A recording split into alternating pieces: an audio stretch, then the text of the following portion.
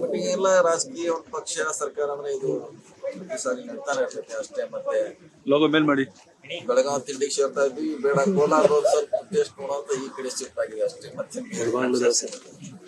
Sir ರಾಜ್ಯಸಭೆಗೂ ಕೂಡ ಒಂದು ಸಮುದಾಯಕ್ಕೆ ಕೊಡಬೇಕು ಅನ್ನೋಂಥ ಒಂದು ಬೇಡಿಕೆ ಅದು ಸಮಾನಾಗಿ ಹಂಚಿಕೊಡ್ಬೇಕು.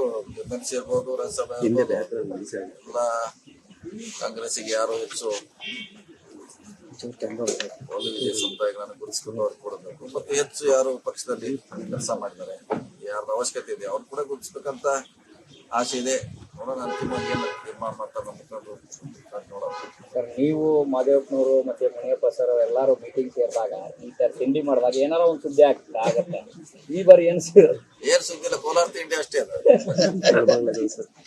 ಕೋಲಾರ ತಿಂಡಿಗೆ ಸೀಮಿತ ಅಷ್ಟೇ. ಸಚಿವರ ಸ್ಪರ್ಧೆ ಬಗ್ಗೆ ಏನಾದ್ರು ಚರ್ಚೆ ಆಯ್ತಾ ಸರ್? ಸಚಿವರ ಬಗ್ಗೆ ಇದ್ದಾರೆ.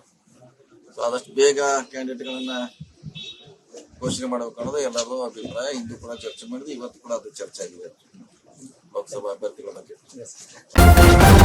ನ್ಯೂಸ್ ಫಸ್ಟ್ ನಿರ್ಭೀತಿಯಿಂದ ನಿಮ್ಮ ಪರವಾಗಿ.